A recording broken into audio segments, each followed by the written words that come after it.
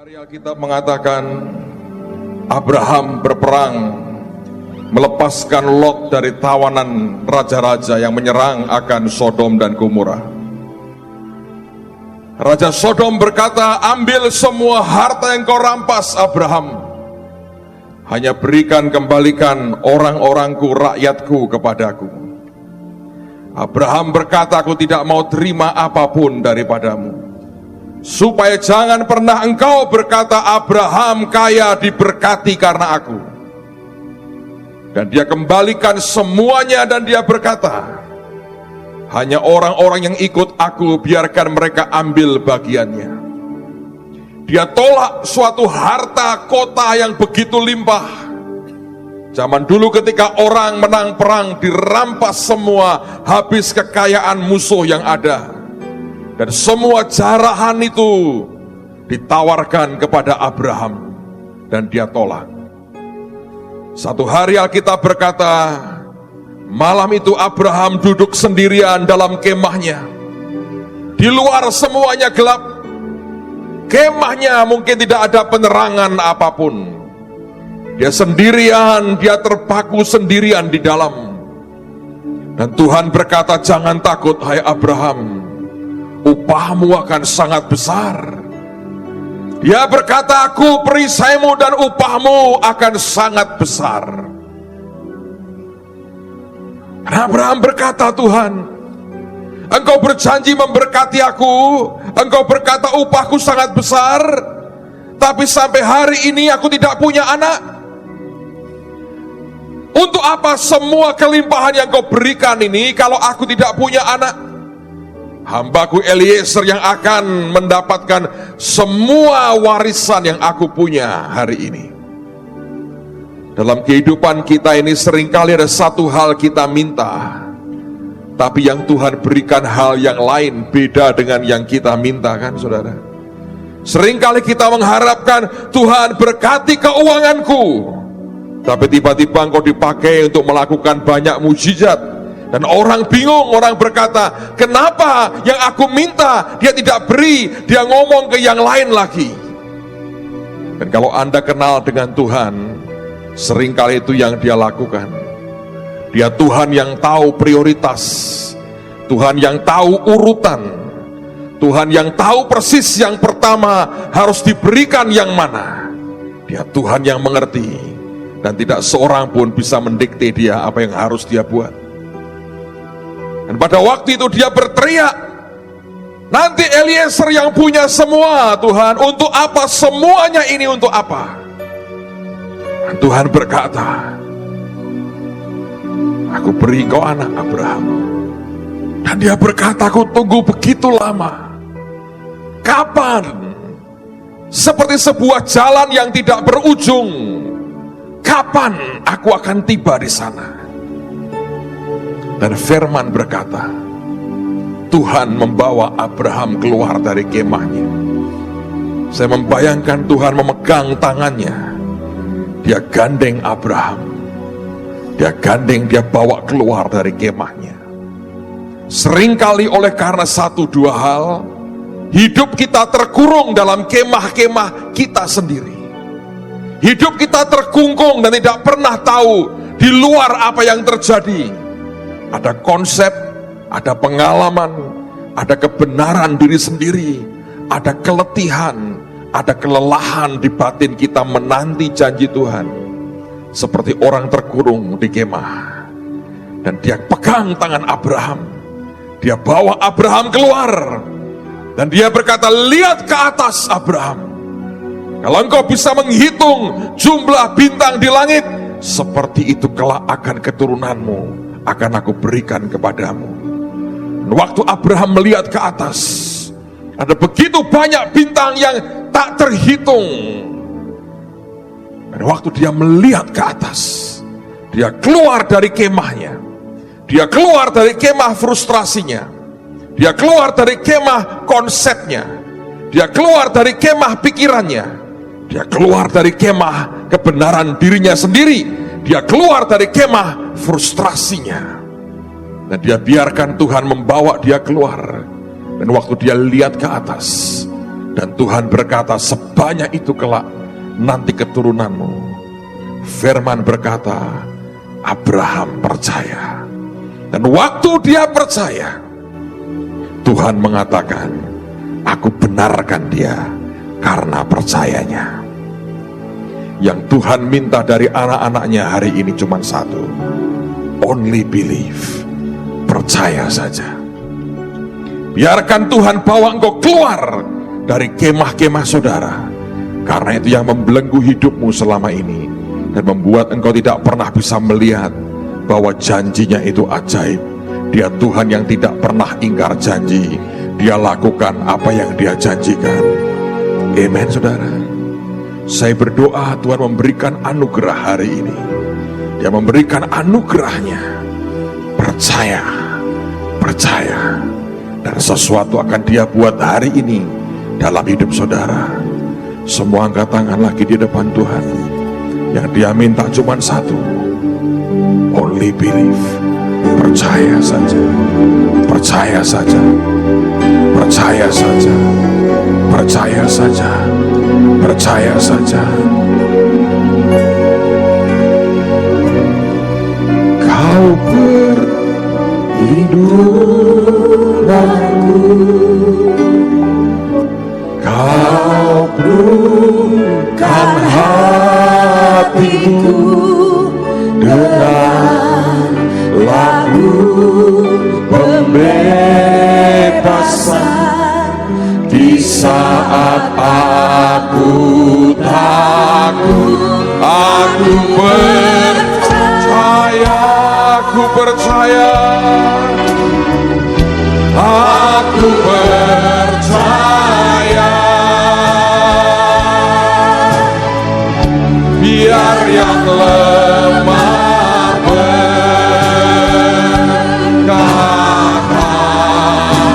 aku kuat dalam Dia, aku percaya, oh aku percaya,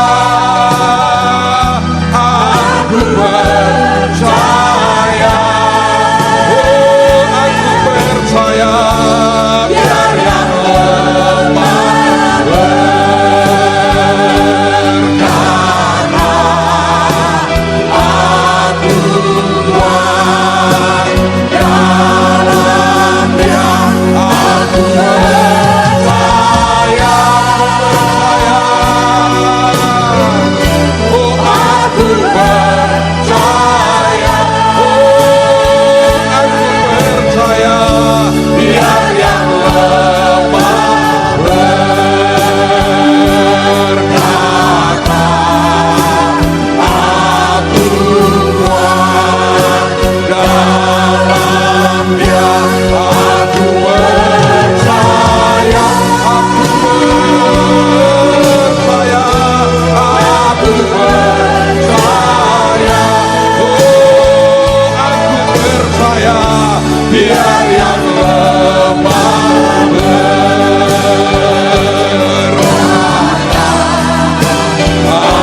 aku kuat dalam Dia, aku percaya. Mazmur 105 ayat yang ke-16 sampai dengan ayat yang ke-22.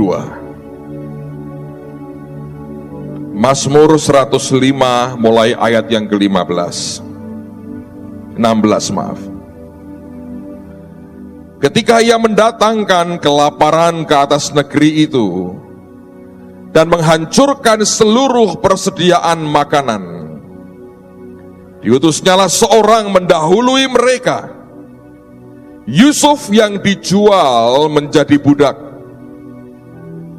Mereka mengimpit kakinya dengan belenggu, lehernya masuk ke dalam besi. Ayat 19, mari kita baca sama-sama dengan kuat. 2, 3. Sampai saat firman-Nya sudah genap dan janji Tuhan membenarkannya. Raja menyuruh melepaskannya Penguasa bangsa-bangsa membebaskannya, dijadikannya dia tuan atas istananya dan kuasa atas segala harta kepunyaannya, untuk memberikan petunjuk kepada para pembesarnya sekehendak hatinya, dan mengajarkan hikmat kepada para tua-tuanya. Yang membenarkan cuma satu, yaitu janjinya. Seringkali kita berpikir kekristenan itu penuh dengan aturan. Hidup kita didasari oleh berbagai macam aturan yang kalau kita tidak melakukannya, maka semuanya rontok dan tidak ada artinya. Seringkali kita berpikir bahwa ikut Tuhan itu ikut sesuatu yang begitu rapuh. Kita melihat begitu banyak unsur, begitu banyak elemen yang kalau satu saja tidak digenapi, meruntuhkan yang lain. Seringkali kita berpikir ada begitu banyak hal yang harus kita lakukan. Tidak heran orang muda yang kaya lari kepada Yesus tersungkur dan berkata, "Guru yang baik, apa yang harus aku lakukan untuk memperoleh hidup yang kekal?" Ketika orang mendatangi Tuhan dan approach-nya, pendekatannya adalah apa yang harus aku lakukan, maka jawabnya selalu akan sama, satu yang kurang. Dan satu yang kurang itu kita tidak akan pernah bisa menggenapinya. Seringkali kita membuat cerita orang muda yang kaya ini sebagai contoh yang tidak baik. Tapi sejujurnya siapa yang sanggup ketika dia berkata, "Jual semua hartamu, berikan kepada orang miskin, dan engkau ikut aku"? Seringkali pendeta mencoba menafsir dengan tafsiran yang lebih soft, lebih lunak, yang berkata, "Oh, bukan itu pengertiannya.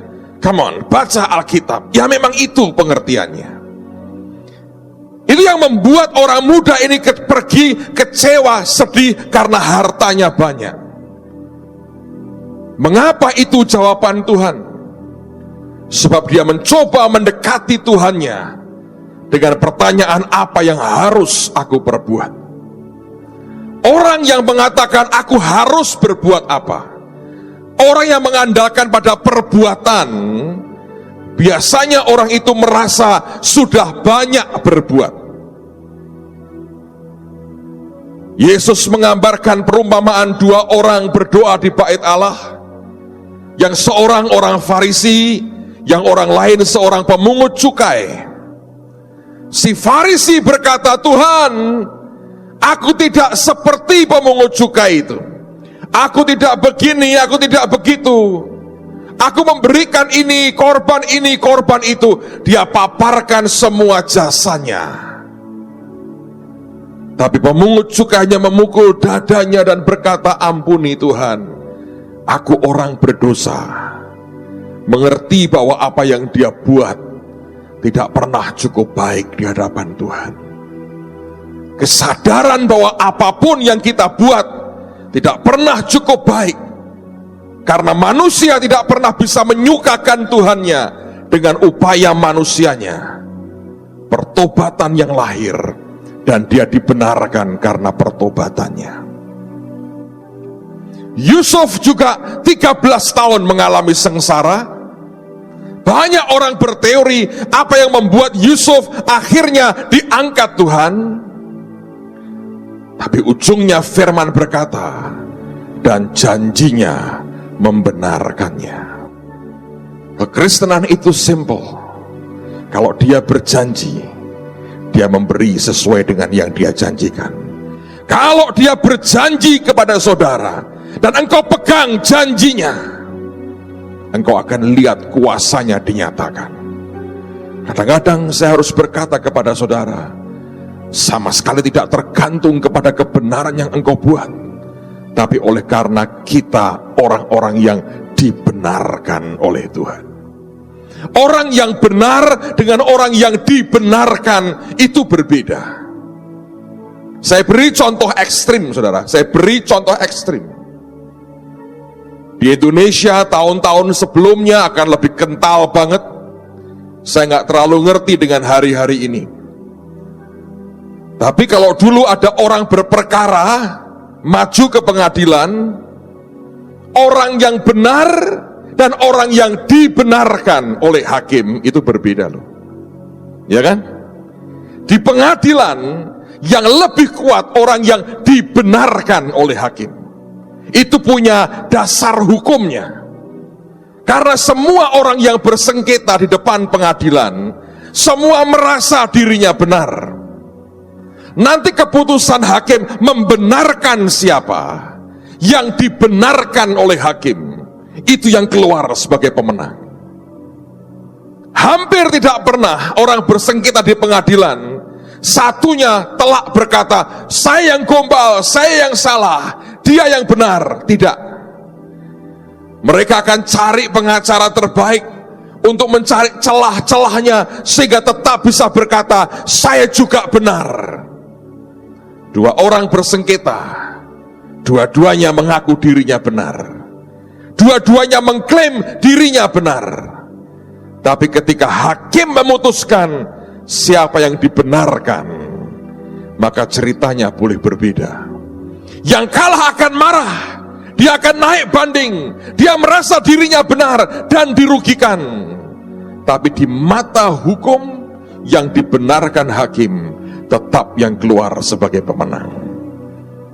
Dulu orang pakai uang, pakai segala macam supaya dibenarkan. Di hadapan Allah hakim yang maha agung itu, suapnya bukan uang, tapi bayarannya adalah darah Yesus sendiri. Yesus mati buat Anda dan saya, dan kita orang-orang yang dibenarkan. Orang boleh berkata, kamu orang yang salah. Orang boleh berkata, kamu pendosa. Orang boleh berkata, latar belakangmu jahat sekali. Tapi engkau berkata, Yesus tebus kesalahanku dan aku dibenarkan. Janjinya juga membuat saudara dibenarkan. Kalau Anda punya anak, satu hari anakmu berkata, Papa, ajakin aku makan dong nanti malam. Lalu Anda berkata, baik nak, Papa berjanji, nanti malam kita makan. Sorenya dia nakal, dia pukul anak tetangga, atau dia berbuat sesuatu yang membuat Anda jengkel. Dan malam tiba-tiba si ayah berkata, ayo makan. Adik-adiknya, saudara-saudaranya protes, Pak, dia nakal tadi sore, kenapa diajak makan? Dia nakal, Pak. Bapaknya tahu, dia berkata, aku tahu kok, nanti ada hukumannya untuk kenakalannya. Tapi kenapa tetap diajak makan? Karena Papa sudah berjanji. Itu aja. Dalam hidupmu kalau engkau bergaul dengan Tuhan, Anda akan dengar janjinya. Dan ketika Tuhan berjanji, Anda akan lihat hasilnya. Kalau engkau berpegang pada perjanjian yang Dia ucapkan dalam hidup kita. Amen, saudara. Apakah Anda seorang pemegang janji? Apakah saudara orang yang orang berkata a promise keeper, orang yang pegang janji? Anda pegang janji yang Tuhan ucapkan, bukan hanya janji yang kita ucapkan, karena janji dari mulut kita seringkali tidak berarti, tapi janji yang keluar dari mulut Tuhan akan membuat semuanya berbeda. Saya mengunjungi daerah Gunung Kidul. Ada sebuah kesaksian yang diceritakan oleh seorang hamba Tuhan di tempat itu.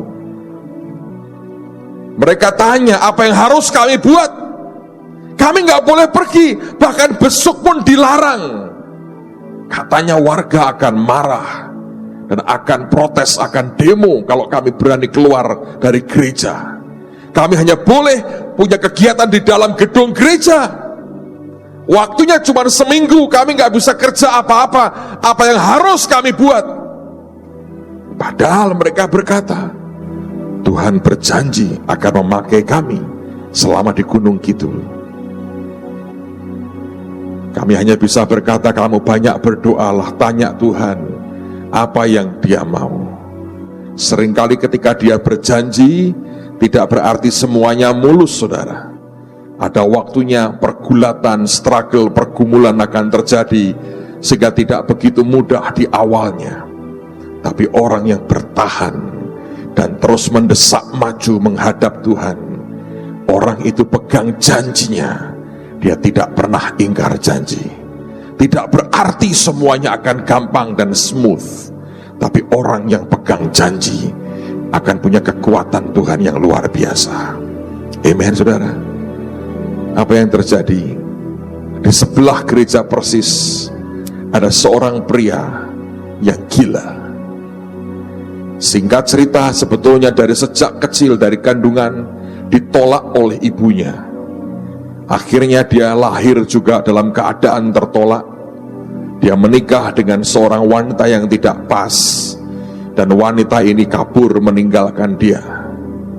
Ketika istrinya kabur meninggalkan dia, jiwanya goncang sekali. Dan ketika jiwanya goncang, dia mulai gila. Dan rupanya kegilaannya berlanjut, membahayakan akan orang sekitar. Gilanya gila yang cukup agresif rupanya. Lalu oleh warga, pria malang ini dipasung kedua kakinya. Anda ngerti dipasung? Dipasung kedua kakinya, tidak bisa bergerak kemana-mana. Bertahun-tahun dipasung, duduk dengan rambut yang panjang, mengerikan sekali. Tidak ada orang berani mendekat. Makanan cuma dilempar dan dia makan. Daerah tempat di mana dia dipasung pastilah jorok, kotor, bau, pengap. Bertahun-tahun dia hidup di situ. Orang tidak mau bunuh dia karena orang takut membunuh orang. Tapi sebetulnya dia sudah dimatikan jiwanya ketika nyawanya masih dalam badannya. Dipasung bertahun-tahun. Dan anak-anak ini melihat pria malang ini, dan mereka berkata, kita nggak boleh kemana-mana, tapi kalau mengunjungi orang gila ini, tidak ada orang melarang. Hari itu mereka masuk ke ruangan itu. Selama sekian bulan mereka dilatih, melayani pelepasan, inner healing, segala macam. Anda mau inner healing ketemu orang gila yang berbahaya, mau inner healing apa, saudara?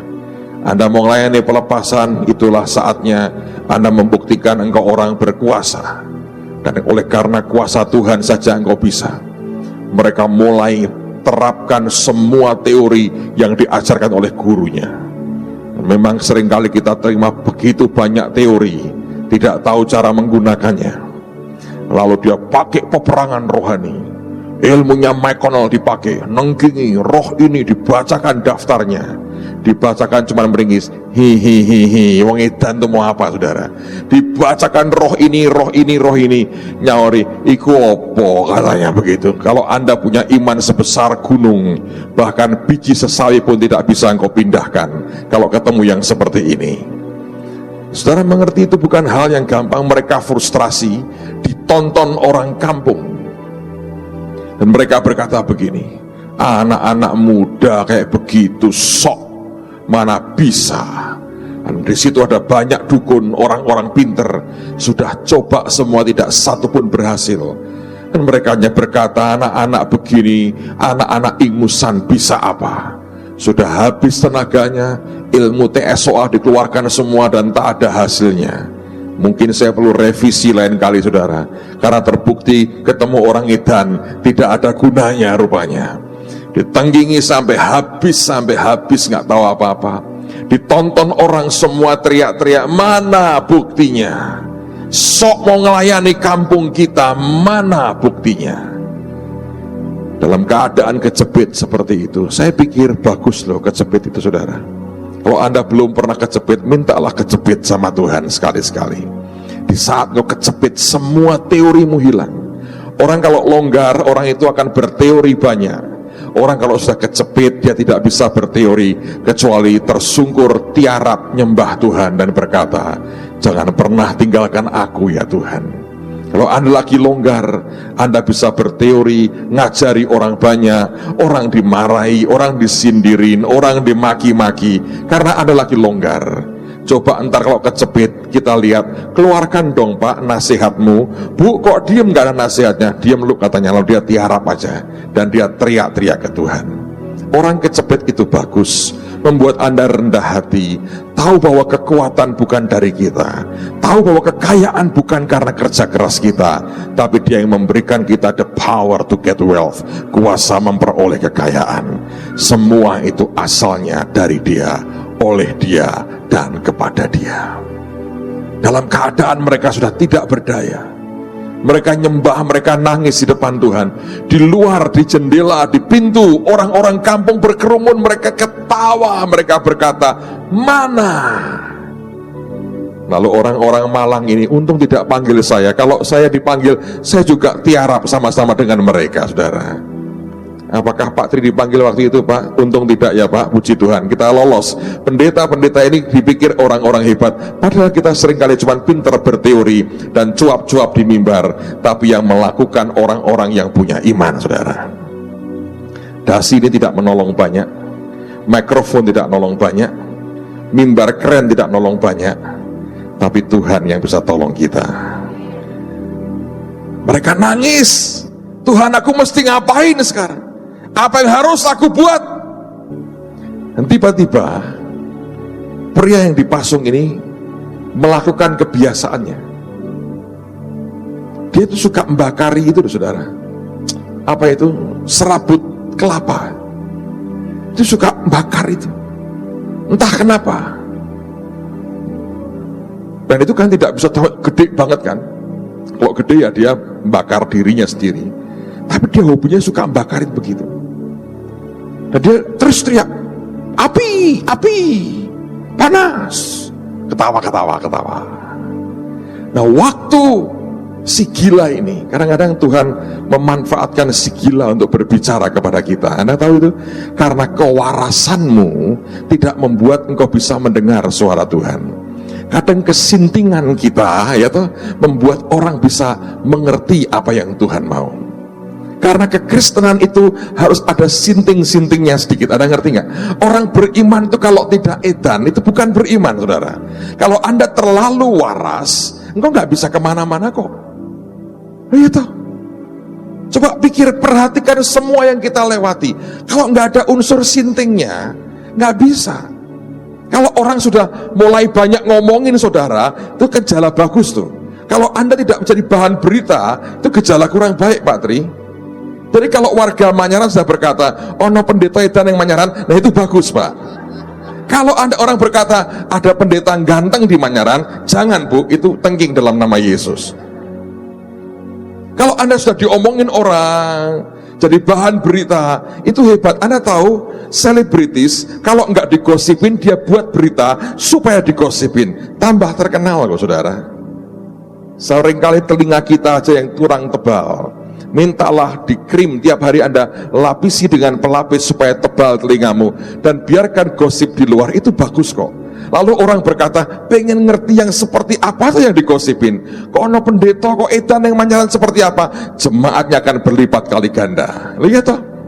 Tapi kalau orang berkata, "Wah, di Manyaran ada gereja loh, ganteng banget gembalanya," itu gawat. Ibu-ibu genit akan datang tanpa pertobatan, saudara. Tapi kalau Anda dikenal rotok sinting dan rotok edan, itu bagus, saudara. Orang berkata, ini apalagi kalau dibilang sesat, itu bagus banget, saudara. Karena itu menarik orang datang pengen ngerti si sesat seperti apa. Dalam dunia persilatan Tolyongto ada si sesat dari selatan, saudara, katanya. Itu sakti kok, saudara. Sesat itu sakti kadang-kadang. Karena yang ngomong sesat orang tenang-tenang saja. Kalau bukan Tuhan, relax, saudara. Amen. Kalau Anda terlalu waras, terlalu oke, berkhotbah pun tidak bergerak kemana-mana, ngomong begini, dep, gitu, habis. Tadi pagi Bu Eli ngajar bagus sekali ya. Orang tepuk tangan seperti apa? Petir dari sorga, betul ya? Kalau orang lompat-lompat, saya nggak biasa lompat, saya jinjit-jinjit saja. Katanya untuk berat badan yang 90 ke atas jinjit boleh. Bu Eli 90 berapa, Bu? 3, oke. itu katanya menginjak-injak setan. Kalau orang angkat tangan artinya kita menentang penguasa di udara, betul ya? Tapi beliau berkata begini, yang sedekap gini ayatnya nggak ada. Ada, bukan ayat. Saya baru mengunjungi satu gereja di daerah Bergota. Anda tahu Bergota? Tahu? Siapa yang tidak tahu Bergota? Tempat pemakaman Bergota. Kita sudah bangunkan 14 gereja di Semarang ini. Satu di antaranya di Bergota. Saya kunjungi Sabtu kemarin, saya keliling ke 4 gereja yang kita sudah bangunkan, 14 gereja. Saya baru kunjungi mungkin separuhnya atau berapa, saya lupa, baru separuhnya. Lalu kemudian saya ketemu gembalanya, dibangun bagus 2 lantai, Pak Mudita yang bangunin. Lalu saya berkata gini, Pak, jemaatnya berapa? Ya yang kebaktian 20-25 orang, Pak. Terus ya warga sini cuma 2-3 kakak, yang lain jauh-jauh. Saya bilang, ya memang sih Pak, warga di sini kan sebagian besar adalah penduduk yang diam dan pasif. Kuburan kan isinya orang loh, ada namanya loh saudara. Dan mereka gayanya sama. Jadi kalau Anda kebaktian begini, sudah mulai latihan rupanya. So bergeraklah dengan baik. Kalau orang edan Pak, bagus, edan itu minimal hidup loh. Kalau Anda sangat baik, tertib, sopan, tidak pernah melanggar apa-apa, latihan saudara. Daftar ke Pak Yos, tanggal berapa Anda mau berpulang? Sampai mana tadi cerita saya, kenapa sampai ngelantur seperti itu? Kenapa? Orang gila, betul. Kita harus rodo edan saudara ya dalam Tuhan. Tidak bisa orang beriman itu mau pakai logika, itu nggak bisa. Oh bisa sih, ya enak begitu aja. Tapi selalu ada madness, kegilaan tertentu yang orang lihat berkata ini gendeng orang-orang ini, anak-anak ini. Ketika dia mendengar si orang yang dipasung ini teriak, panas api, panas api. Roh Kudus berkata, kalau ada api, madamkannya pakai apa? Pakai apa? Air tuh. Ini anak-anak gila. Saya bersyukur secara teori mereka terima banyak dari banyak pengajar yang oke. Secara kegilaan, ketransferan kita, Anda harus cukup gila untuk jadi anggota JK Injil Kerajaan. Kalau Anda waras begini, hati-hati saudara. Dan tiba-tiba mereka berkata, ambil air. Edan toh, ditengkingi dalam nama Yesus cuman hihihihi. Wong edan tuh mau apa? Yesus, tirukan Yesus. Sosopo katanya begitu. Ayo, Anda bisa ngapain wong edan no? Anda mau bukain Alkitab, teologia, pada mulanya adalah Allah. Dia menggeleng-geleng. Iya toh, diomongin apapun bisa apa? Mereka waktu dengar Tuhan berkata, kalau api dipadamkan dengan apa? Mereka air. Mereka masuk ke kamar mandi, ambil 1 ember, diguyur air dalam nama Yesus. Tiba-tiba sadar, saudara. Sadar, kaget. Dia lihat dirinya, sadar. Hari itu juga digunting rambutnya, disaksikan orang kampung. Digunting, digundul karena sudah bertahun-tahun itu tumor sampai masuk ke dalam-dalam. Harus digundul. Sayang tidak bawa ahli salon kita tuh, harus dikerimbat dulu, terus di rebonding saudara. Nah, perlu gundul saja. Bapak kok ngerti gitu-gitu? Oh saya tahu soal begitu. Soal begini-begini saya rodok ngerti. Minta makan waras. Sampai kepala desa berkata, terbukti tenan, bocah cilik kok bisa gitu. Ampuh, dukun-dukun mereka nggak bisa dilepas. 2-3 tahun hidup normal di desa itu, normal. Baru-baru ini karena sakit, Tuhan bawa dia pulang bukan sebagai orang gila lagi, pulang sudah waras, normal. Percaya saja saudara, percaya saja, percaya saja, percaya. Amen. Percaya. Yusuf hanya percaya aja. Janjinya membenarkannya. Dia berjanji, dia tidak pernah mengingkari. Perkataannya itu ya dan amin.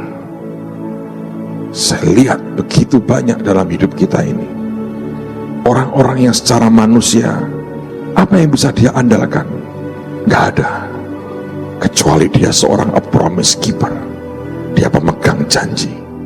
Yang dipegang bukan ucapan manusia, tapi janjinya yang dia pegang dalam hidupnya.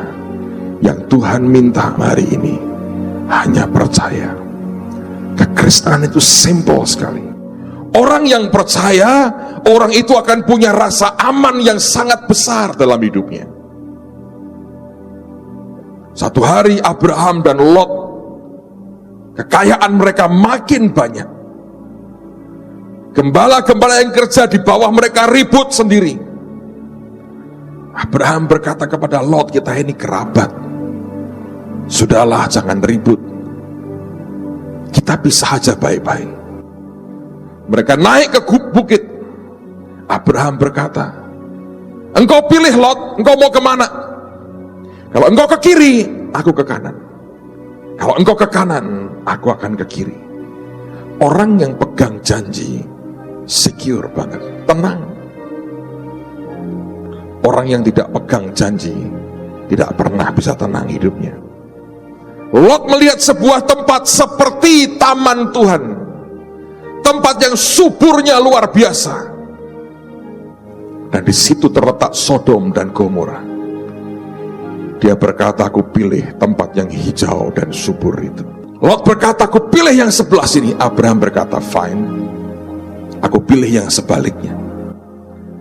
Dan di tempat yang Abraham tunjuk, Tuhan berkata, aku berikan kepadamu Abraham, dan aku akan memberkati engkau. Di tempat yang Lot tunjuk, sekian waktu kemudian ketika Tuhan hukum dengan hujan api dan belerang, kesuburannya hilang, tandus, gersang sampai hari ini. Di tempat yang Abraham tunjuk, sebab dia seorang pemegang janji, di situ Tuhan memberkati. Berkat itu ikut kemana janjinya tertuju. Berkat itu ikut kemana janjinya tertuju. Dan orang yang pegang janji Tuhan, pada orang itu berkat akan diperintahkan Tuhan. Berkat diperintahkan kepada orang yang pegang janji. Kadangkala hidup ini bisa begitu sederhana kalau Anda mau, tapi seringkali orang pilih sesuatu yang rumit, yang berkata apa yang harus aku buat. Jangan mulai dengan apa yang harus engkau buat, mulai percaya apa yang Tuhan sudah buat dalam hidupmu, saudara. Kalau Anda pegang janji Tuhan, hidupmu pasti akan luar biasa dalam anugerahnya. Amen. Angkat tangan sama-sama. Kau perlindunganku, kau penuhkan hatiku dengan lagu pembebasan di saat aku takut, aku percaya, aku percaya, biar yang lemah berkata, aku kuat dalam Dia. Aku percaya Kau perlindunganku,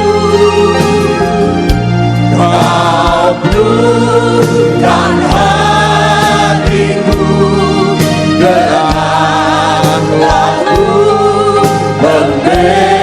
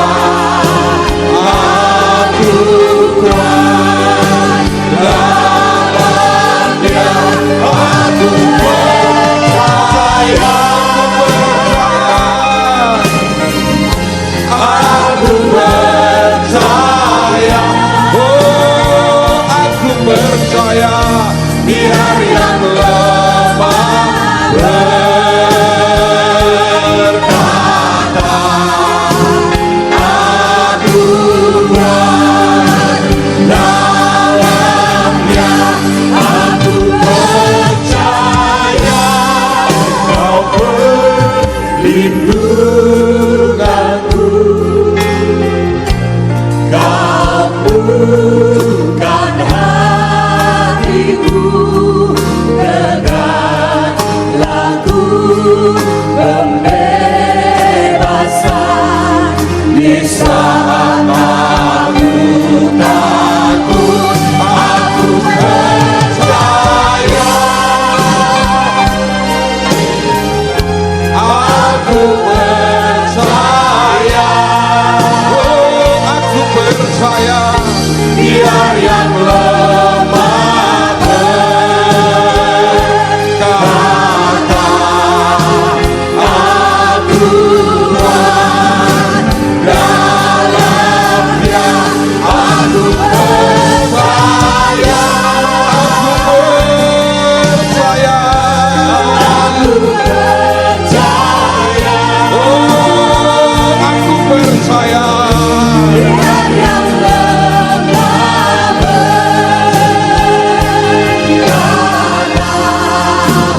aku kuat dalam Dia, aku percaya. Tidak ada yang lebih indah kecuali engkau percaya. Sebagian orang diizinkan mengalami sebuah pengalaman-pengalaman yang mungkin fenomenal sekali. Sebagian tidak mengalaminya. Yang tidak mengalami tidak ada alasan buat Anda berkata aku tidak percaya.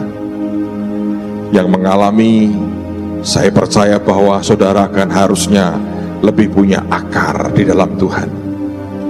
Walaupun tidak harus dan tidak pasti seperti itu. Kadang orang yang mengalami oleh karena dia punya iman seperti murid Tuhan yang bernama Thomas, sehingga Yesus harus membiarkan dia cucukkan jarinya di bekas lukanya.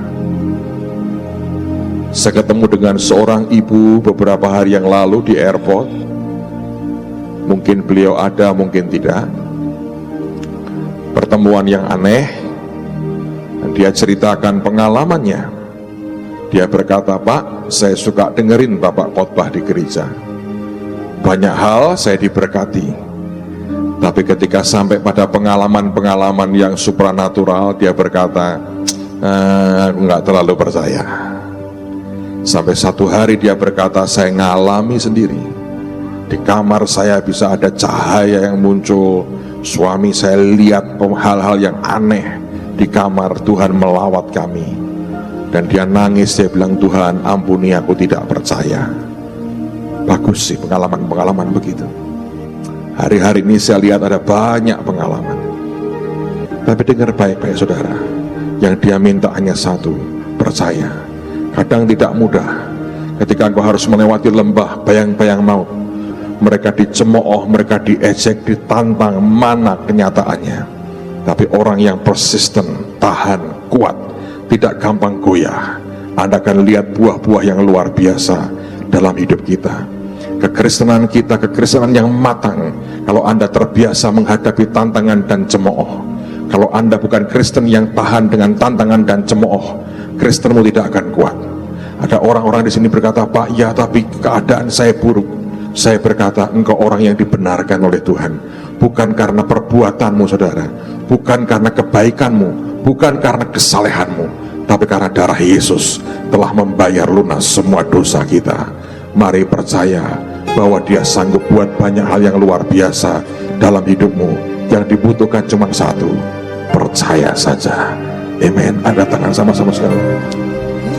Ya Rabba Shaka, like a woman with the issue of blood, we press in, we press in. Saya mendorong semua kita ikut Tuhan dengan ketekunan, press in, apapun yang terjadi. Orang kalau menghadapi tantangan, hadapi akan cemooh, hadapi ejekan orang, hadapi keraguan orang, hadapi semua caci maki orang, press in, maju terus. Karena manusia harus menyadari bahwa selalu dalam Tuhan Anda akan menghadapi yang seperti itu. Tapi kalau Anda press in, Anda akan mencapai yang Tuhan mau. Like a woman with the issue of blood, we press in, pressing like the blind man, waiting patiently. We pressing through the crowd. Suddenly a comes from heaven. Jesus came and rescued me. Suddenly a comes from heaven. Jesus came and set me free. Thank you, Lord. Like a woman with an issue of blood, we press in, like the blind man, and waiting patiently. We press in through the crowd. Suddenly a comes from heaven. Jesus came and rescued me. Suddenly a comes from heaven. Jesus came and set me free. Mari sama-sama semua yang berkata, suddenly a comes from heaven. Jesus came and rescued me. Suddenly a comes from heaven. Jesus came and set me free. Dua-duanya, baik wanita yang 12 tahun menderita pendarahan maupun Bartimius yang buta di dekat kota Yeriko, dua-duanya menghadapi oposisi dari orang banyak. Tidak ada orang yang peduli dengan kita waktu kita mendesak ke arah Tuhan. Kalau iman kita taruh kepada pendapat manusia dan pendapat orang banyak, tidak pernah ada apapun yang dilahirkan dari hidup kita. Berapa banyak orang yang menempelkan badannya ke Yesus, tapi Tuhan tidak berasa apa-apa. Tapi satu wanita sambil merangkak, dan dia berkata, telah aku habiskan semua kekayaanku untuk menyembuhkan penyakitku dan tidak ada hasilnya, malah memburuk. Kalau aku bisa menjamah ujung jubahnya saja. Tidak pernah jelas apakah dia orang yang sudah bersuami, tidak pernah jelas akan keluarganya, tapi yang jelas dia datang ke Tuhan seorang diri. Kekristenan itu adalah hubungan pribadimu dengan Tuhan. Itu bukan karena kekerabatan, bukan karena persahabatan dengan orang lain, bukan karena hubungan apapun. Suami istri juga bisa beda, tapi jelas karena pribadi. Dia desak maju dan tidak ada orang yang peduli dan memberikan jalan buat wanita itu. Tapi dia press in, dia terus mendesak maju. Dan ketika dia jamah jumbai jubahnya, firman berkata, ada tenaga yang keluar dari badan Yesus. Dia berkata, siapa menjamah aku? Para muridnya berkata, Tuhan, orang banyak berdesak-desakan, ada begitu banyak yang nempel di badanmu. Dia berkata, yang ini beda, ada tenaga, ada power yang keluar dari badanku.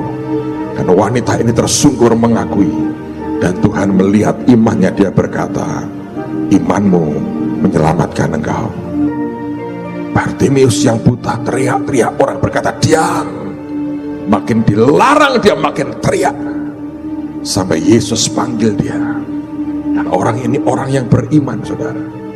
Zaman dulu ketika orang buta dan dia pengemis, dia pakai jubah tertentu yang menunjukkan dia buta dan dia pengemis. Ketika dipanggil Yesus, dia belum sembuh. Statusnya di fisik tidak berubah atau belum berubah, tapi dia berani tanggalkan jubahnya yang mengatakan dia buta dan dia pengemis.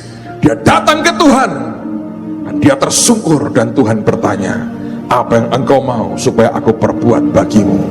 Dia berkata, Tuhan, supaya aku bisa melihat. Yesus ulurkan tangannya dan berkata, jadilah menurut imanmu. Seketika itu juga terbuka matanya. Dia melompat dan dia ikut kemanapun Tuhan pergi sambil memuliakan Tuhan.